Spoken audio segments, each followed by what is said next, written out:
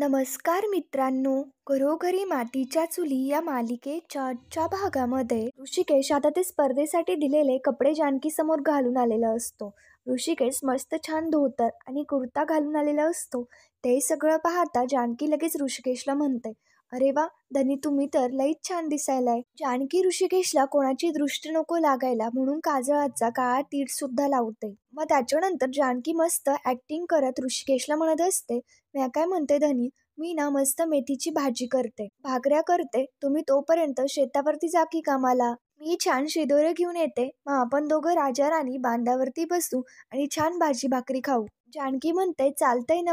याच्यावरती ऋषिकेश सुद्धा मस्त ऍक्टिंग करत म्हणतो की चालतंय ना. आता हे सगळं झाल्यानंतर ते दोघी हसायला लागतात आणि ऋषिकेश लगेच जानकीला म्हणतो, तू ना 1 नंबरची सॅम्पल आहेस. तर मग जानकी लगेच म्हणते, धनी 1 नंबरची नाही तर 6 नंबरची, कारण आपल्या खेळामधला आपला 6वा नंबर नाही का. मग आता त्याच्यानंतर ऋषिकेश लगेच म्हणतो, तेच तर मला म्हणायचंय, आपल्याला 6वा नंबर का मिळाला. जानकी म्हणत असते, अहो ऋषिकेश, काही काय, तो फक्त 1 नंबर आहे, तुम्ही ओबीसारखं काही काय वागताय. ऋषिकेश म्हणत असतो, अगं जानकी तसं नाही, पण आज स्पर्धा सुरू होण्याआधी मी ऐश्वर्याला दिवसभर ऑब्झर्व करत होतो, तेव्हा तिच्या चेहऱ्यावरती काहीतरी वेगळंच दिसत होतं. तुला नाही दिसलं कसं काही. जानकी म्हणत असते, मला नाही समजलं तसं, पण मात्र आत्तापर्यंतचा तिचा स्वभाव बघता, तिची हिस्ट्री बघता ती चिटिंग करू शकते एवढं मात्र नक्की. ऋषिकेश म्हणत असतो, यावेळी फक्त तिने चिटिंग करू देच, नाही तिला या खेळातून बाद केलं ना तर बघच. आणखी म्हणत असते, ऋषिकेश ठीक आहे ते सगळं, पण आपण आपला खेळ उत्तम कसा दाखवता येईल ना याच्याकडे लक्ष देऊयात आणि तिला जे करायचंय ते करू द्या. तिने आपल्यामध्ये कितीही फूट पाडण्याचा प्रयत्न केला, आपल्याला तोडण्याचा प्रयत्न केला, तरी सुद्धा हे लक्षात ठेवा की आपल्याला फक्त आपणच तोडू शकतो. मग त्याच्यानंतर ऋषिकेश आणि जानकी दोघी एकत्र येतात आणि जानकी मस्त ऋषिकेशला विचारते की चला आपण करायचं का गेमवरती फोकस. तर मग ऋषिकेश सुद्धा लगेच जानकीला म्हणतो, आता कारभारीन तुम्ही सांगायचं आणि आम्ही ऐकायचं. आता मी एकेकाला अशी धोबीपछाड देतो ना, तुम्ही बघाच. आणि ऋषिकेश जानकी दोघी खूप खुश असतात. त्याच्यानंतर इकडे दुसरीकडे ऐश्वर्या मस्त तिच्या रूम मध्ये गाणे ऐकत बसलेली असते आणि सारंग तिथे बिचारा टेन्शन मध्ये असतो. सारंग ऐश्वर्याला आवाज देत असतो, पण मात्र ऐश्वर्याच्या दोन्ही कानामध्ये हेडफोन्स असतात, त्याच्यामुळे तिला काही सारंगचा आवाजच जात नाही. मग सारंग लगेच ऐश्वर्याला खुणावतो. ऐश्वर्या विचारते काय झालं, तर मग सारंग सांगतो, अहो तुम्ही सांगितल्याप्रमाणे त्या कमिटीतल्या माणसाला आपलं सिलेक्शन झाल्यानंतर 2 लाख रुपये ट्रान्सफर केलेत मी. तर मग ऐश्वर्या म्हणते, हो ते मला माहितीये, पैसे नीट पोहोचले ना. तर मग सारंग म्हणतो, ते पैसे सगळे पोहोचले, आता इथून इथे पैसे पोहोचलेत, पण मात्र तिकडून तर अजून काहीच नाही आलेलं. म्हणजे त्यांचा काही फोन नाहीये, मेसेज नाहीये, काही नाहीये. एव्हाना यायला पाहिजे होता ना, साधा फोन नाही पण मेसेज तरी. ऐश्वर्या, आता मला असं वाटतंय की आपले पैसे बुडाले. आणि सारंग आता खूपच टेन्शन मध्ये असतो. सारंग सांगत असतो, तो काय आता आपले पैसे परत देणार नाही, तो आपल्याला मदत सुद्धा नाही करणार. तर मग आता सारंगचं हे सगळं बोलणं पाहता ऐश्वर्या लगेच ओढत म्हणते, सारंग जरा शांत व्हा, काय तुमची कानापाशी भुणभुण सुरू आहे. अहो येईल फोन, आणि लक्षात ठेवा, सयाजीराव विखे पाटलाच्या मुलीला फसवण्याची कोणात हिंमत नाहीये. तर मग तेवढ्यात लगेच त्या माणसाचा फोन येतो.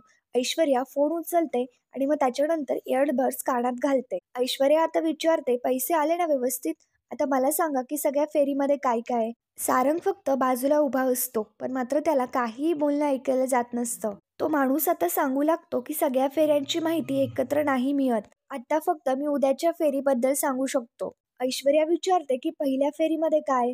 तर मग तो माणूस म्हणतो की नीट लक्ष देऊन ऐका, आणि पहिल्या फेरीमध्ये नेमकं काय काय करायचंय, कसं कसं करायचंय, हे सगळं आता तो माणूस ऐश्वर्याला सांगतो. आणि ऐश्वर्या सुद्धा शांतपणे ते सगळं ऐकून घेते. सारंग मात्र तिथेच टेन्शन मध्ये असतो. त्या माणसाने सगळी इन्फॉर्मेशन दिल्यानंतर ऐश्वर्या फोन कट करते आणि मग त्याच्यानंतर ऐश्वर्याला आता खूपच हलकं वाटत असतं, कारण ऐश्वर्याच्या हातामध्ये आयतं कोलीत लागलेलं असतं. त्यानंतर आता इकडे दुसरीकडे रात्री ओवी ऋषिकेश दोघेही झोपलेले असतात, पण मात्र जानकी विचार करत असते. जानकी ऋषिकेशच्या बोलण्याचा विचार करत असते की मी त्या ऐश्वर्याला दिवसभर नीट ऑब्झर्व करत होतो, ती ना खूप कॉन्फिडंट वाटत होती मला. मला सांग जानकी, एखादी स्पर्धा सुरू होण्याआधी कोणी इतकं कॉन्फिडन्स कसं असू शकतं. जानकी ऋषिकेशच्या या सर्व बोलण्याचा विचार करत असते. तेवढ्यात लगेच आता ओवीला जाग येते आणि ती जानकीला पाहते. ओवी उठून जानकी जवळ येते आणि तिला म्हणते, काय गाई, तू अजून झोपली नाही, उद्याच्या स्पर्धेसाठी जायचंय ना. तर मग जानकी म्हणते, अगं हो बाळा, पण काय मला झोपच येत नाहीये, मी थोड्या वेळाने झोपते. ओवी जानकीला म्हणते, उद्याची भीती वाटतीये ना? आता इकडे जानकी म्हणते की भीती अशी नाही वाटत आहे, पण जरा टेन्शन आलंय.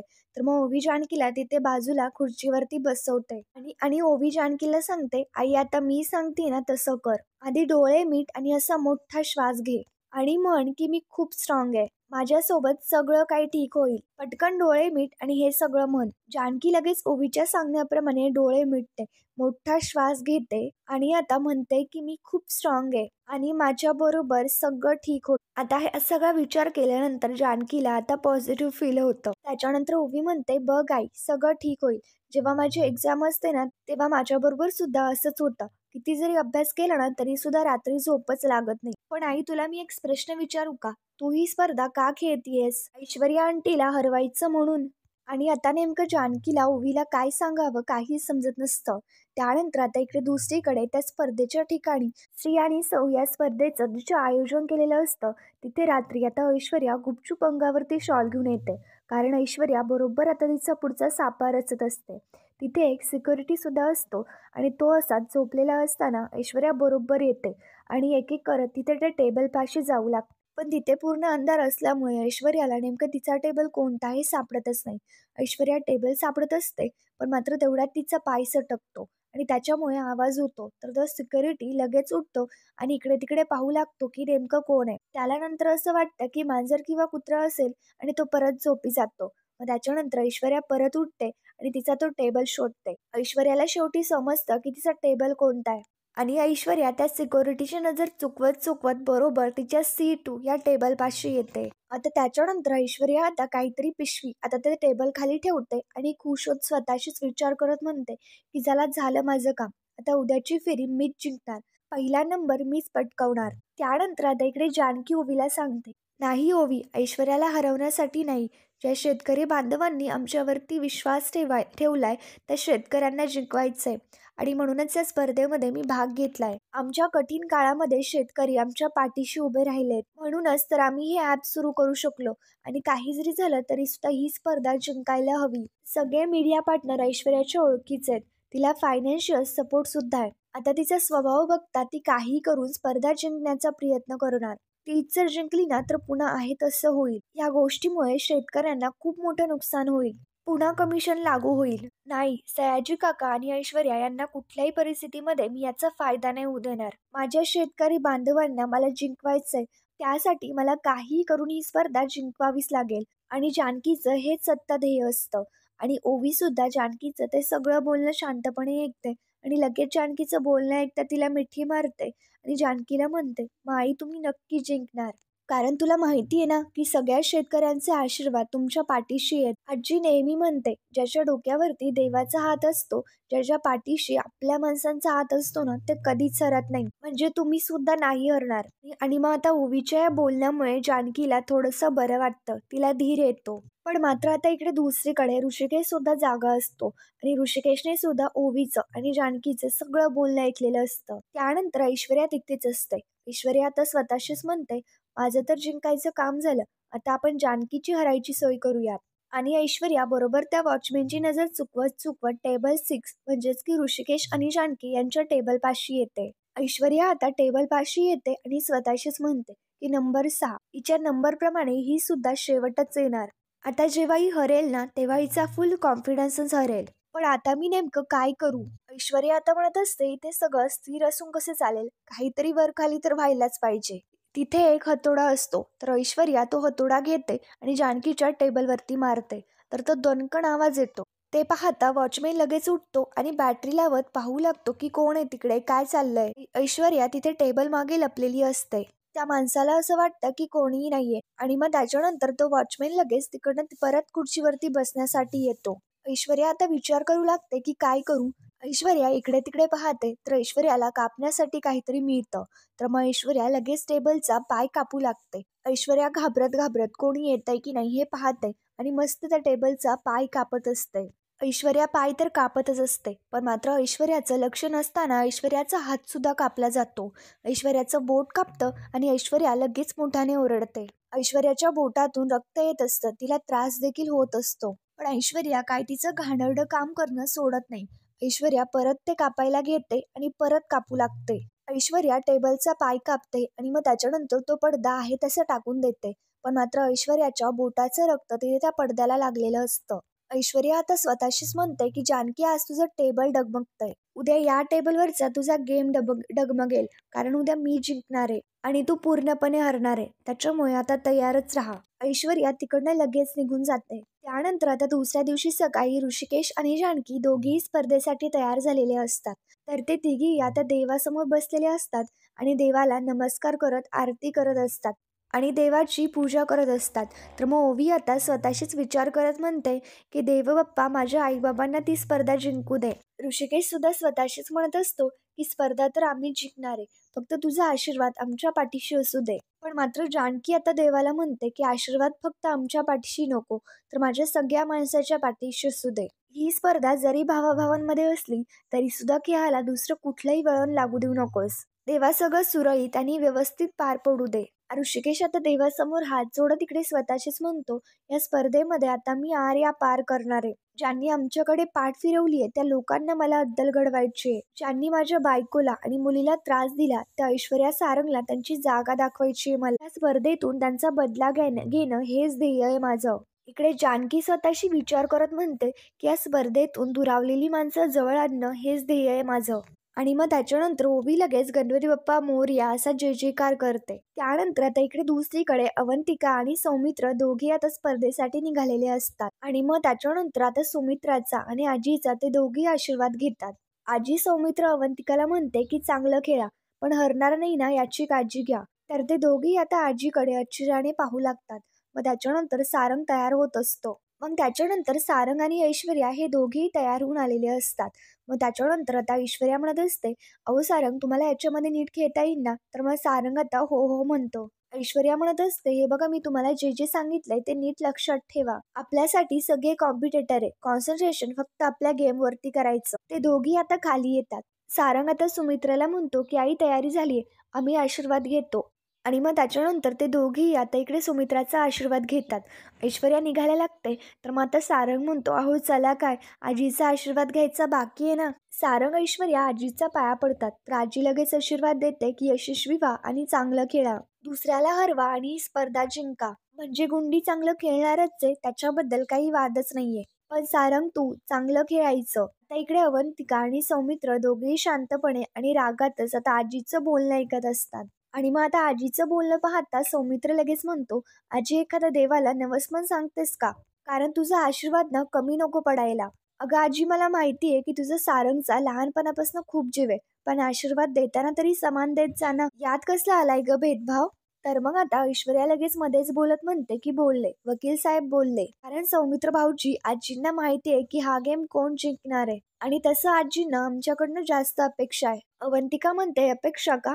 अगं ऐश्वर्या, ज्या क्षणी आपण अपेक्षा ठेवतो ना त्या क्षणी आपली अपेक्षा भंग व्हायला सुरुवात होते, लक्षात ठेव. आता तुमचा आशीर्वाद जिंकतो की हे गेम हरतात असं आपल्याला स्पर्धेमध्ये कळेलच. त्याच्यानंतर सारंग बोलायला लागतो, पण मात्र ऐश्वर्या सारंगला शांत करते. आणि मग त्याच्यानंतर आता ते सगळं पाहता सुमित्रा म्हणते, अरे स्पर्धेला जाताना तरी भांडू नका रे, चला आता निघा, व्यवस्थित जा सगळे. आणि मग त्याच्यानंतर आता इकडे ऐश्वर्या म्हणते, आम्ही सगळे काही एकत्र नाही जाणार. हे बघा सारंग, तुम्ही रूल्स नीट वाचले नाही का? दोन्ही स्पर्धकांनी जर एकत्र मिळून काही केलं तर प्रॉब्लेम होईल. ती लोक मार्क्स नाही कमी करणार का? तर मग आता सौमित्र लगेच म्हणतो की बहुतेक तू रूल्स नीट नाही वाचले.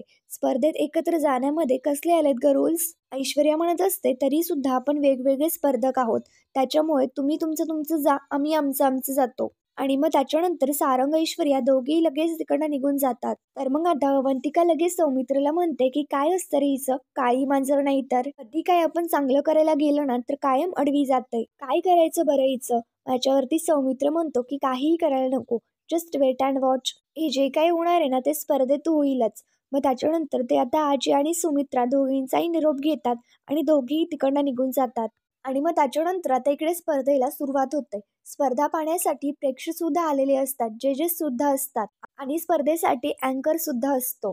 तर मग आता त्याच्यानंतर एक करत सगळ्या जोड्यांना तिथे आता स्पर्धेसाठी बोलवलं जातं. त्याच्यानंतर दुसरी जोडी ऐश्वर्या आणि सारंग.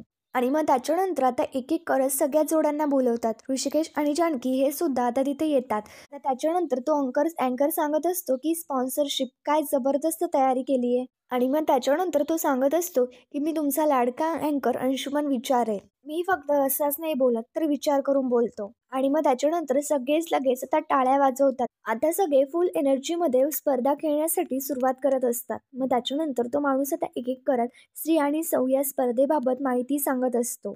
अँकर म्हणत असतो स्पर्धा जोरदार रंगते. त्याच्यामध्ये उभी असणारी जोडी लकी जोडी तिला मिळणारे की 25 लाख रुपये. आणि मग त्याच्यानंतर जिला मिळणारे 25 लाख रुपये ती स्त्री आणि सौ या स्पर्धेची विजेती जोडी ठरेल. तर मग सारंग आणि ऐश्वर्या दोघी लगेच खुश होतात आणि ऐश्वर्या सारंगला म्हणते की 25 लाख रुपये आपल्यालाच मिळणार आहे. अँकर म्हणत असतो आपला जो उद्योगधंदा आहे तो आपल्याला ग्रोथ करण्यासाठी आपल्याला चांगली सोनेरी संधी आपल्याला स्पॉन्सर करणं मिळाली आहे. आता स्पॉन्सरसाठी जोरदार टाळ्या व्हायला हवा. तर सगळेच लगेच टाळ्या वाजवतात. तो अँकर आता म्हणत असतो मी बोलून बोलून खूप दमलोय. आता या जोड्यांना दमवण्याची वेळ आली आहे. त्याच्यामुळे मी पटापट आता या स्पर्धेचा फॉर्मॅट सांगतो आणि आपण या स्पर्धेला सुरुवात करूयात. आता टोटल या स्पर्धेमध्ये किती 7 राऊंड आहेत. पहिले 2 राऊंड वेगळे वेगळे खेळायचे पण मात्र बाकीचे राऊंड सगळे स्त्री आणि सौ दोघी एकत्र खेळणार आहेत. पहिला राऊंड स्त्री खेळणार आहेत आणि दुसरा राऊंड सौ खेळणार आहेत. मग त्याच्यामुळे आता मीच तुम्हाला विचारतो पहिला राऊंड कोणाला खेळायला द्यायचा. सगळे विचार करू लागतात पण मात्र तो अँकर सांगतो विचार करण्यासारखी काय गोष्ट आहे. Ladies first. आपण सौभाग्यवतींना पहिला चान्स देऊयात. मी सगळ्या सौभाग्यवतींना पुढे येण्यासाठी विनंती करतो आणि स्त्रीना बाजूला बसण्यासाठी विनंती करतो. त्याच्यानंतर आता इकडे जानकी लगेच आता इकडे ऋषिकेशला म्हणते मला टेन्शन आलंय. मध्येच काही चवीची स्पर्धा.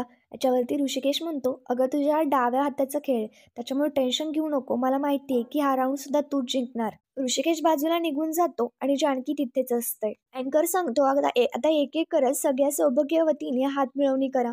मग त्याच्यानंतर अवंतिका आणि जानकी दोघी एकमेकींना प्रेमाने मिठी मारतात आणि ऑल द बेस्ट असं विश करतात. आणि मग त्याच्यानंतर अवंतिका तिकडनं निघून जाते. जानकी आणि ऐश्वर्या दोघी समोरासमोर येतात. एकमेकींच्या हातामध्ये हात देतात आणि ऐश्वर्या फुल कॉन्फिडन्समध्ये जानकीला ऑल द बेस्ट विश करते. तसंच ऑल द बेस्ट विश करत असताना जानकीचं लक्ष ऐश्वर्याच्या बोटाकडे जातं.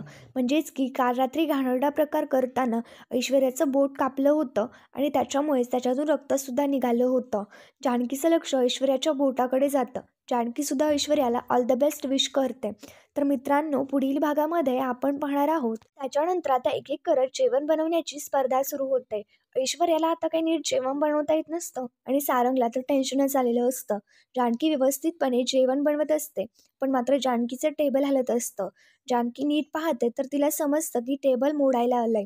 पण मात्र तेवढ्यात तिथे टेबलच्या त्या पडद्यावरती ऐश्वर्याचं रक्त लागलेलं असतं आणि ती जानकी पाहते. तर मग जानकीला समजतं की हे नक्कीच ऐश्वर्याचं काम आहे. आता इकडे ऋषिकेशसुद्धा जानकीकडे आश्चर्याने पाहू लागतो.